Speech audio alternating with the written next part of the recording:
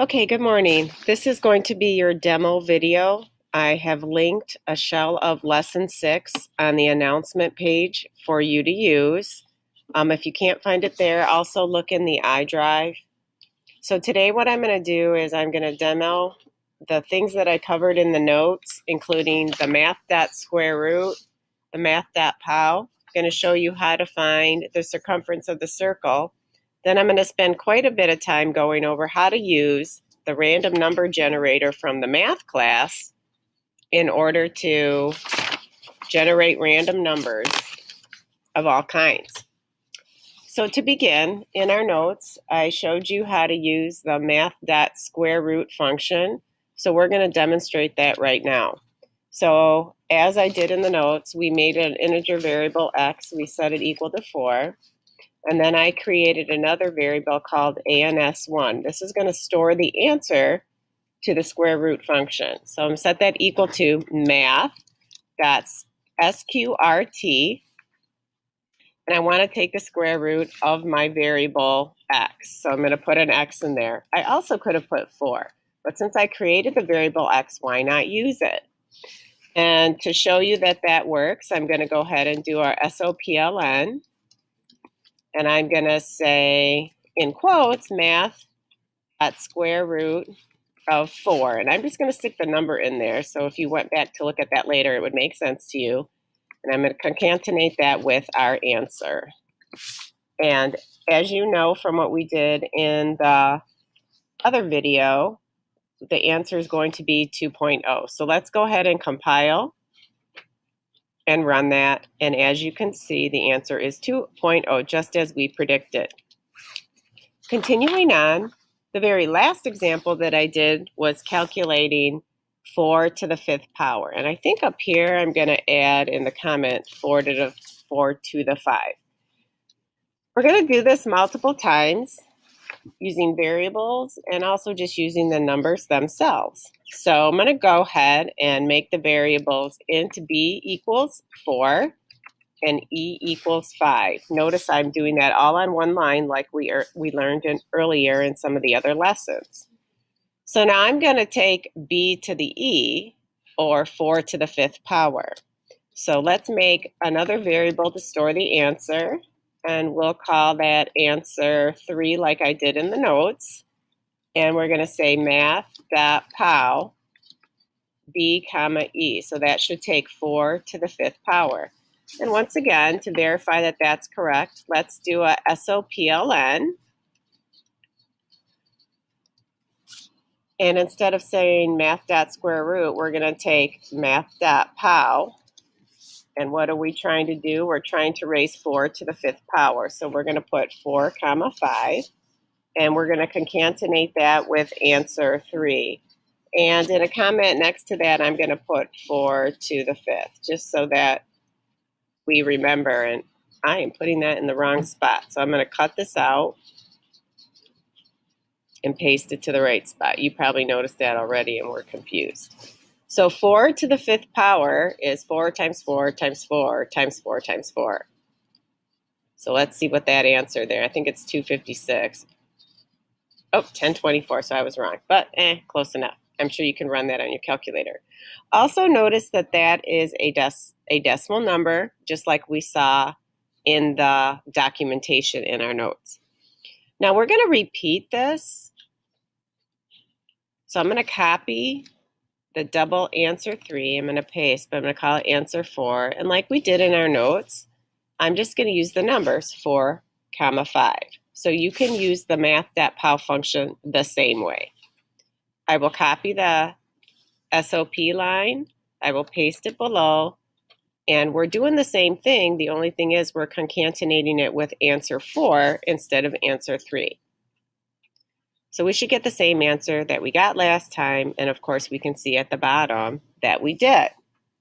Now, I guess I just want to illustrate the point that we don't have to use b and e if we're going to make variables storing 4 and 5. I could just say, I know I used x and y in my notes, but I don't want to use, oh, I guess I can. I'm going to set x. Since I've already created x up here, I can just overwrite the value and say, oh, it is 4 already, so we're good. I'll make y. Int y equals 5. Sorry if I'm mumbling. I'm trying to do too many things at one time. And we're going to say, we'll go ahead and copy these last two lines, paste below, and then I'll show you what we're going to do. We're going to call this ANS5, and instead of using 4 and 5 or B and E, we're going to use X, which is 4, and Y, which is 5. And so down here, we're still performing the same operation, but now we're concatenating it with ANS5. So let's go ahead and run that, and we can see we got the same answers for all of those items. Now finally, we're going to do the example in our notes where we're finding the circumference of the circle. And let's add a comment. This uses math.pi, which is our constant for pi, equal to 3.14159, and I'm going to say ... So we know the equation for circumference is 2 times pi times r. So that's the equation that we're going to use for this example. So let's go ahead and run through the example that was in our notes.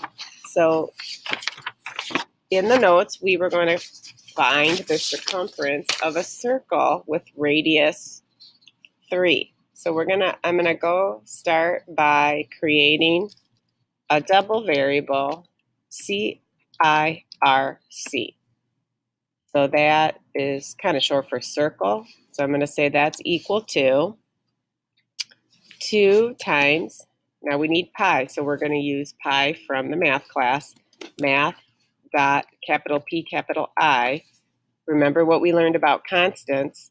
The norm for constants is that the name of the constant, the variable name, is all in caps, which it is from the math class, so that's following the Java norm, times 3. You should try that calculation on your calculator to verify that it works, and then we can print it out. So I'm going to steal from above an SOP, and let's change the equation to, we can actually steal up here. Let's take this comment, let's paste it right over that math.pow. And actually, let's change our radius to the real radius, 3. And then we'll concatenate that answer with CIRC. Bit of this comment here. That looks good. So I'm going to compile. And the circumference of our circle is 18.84 plus a bunch of other decimals. Now, before this video ends, I do want to take you to the API. So I'm going to, this is not what I wanted.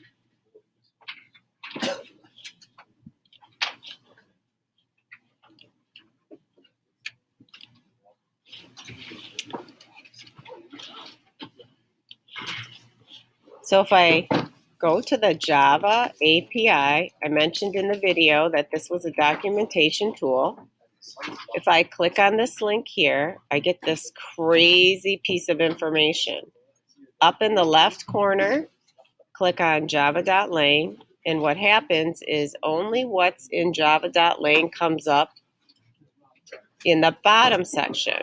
This is everything you get when you load bare bones Java to your computer. And if I scroll down, I see I have a link for math. And then the larger workspace area shows a lot of information. And if I scroll down, I see the constant pi, and it tells you what it is. And then if I scroll down further, I can see all the methods that are available for me to use. For example, here is math.pow that we just used. And here is math.square root. And what we're going to cover next is math.random. And this returns a double value with a positive sign.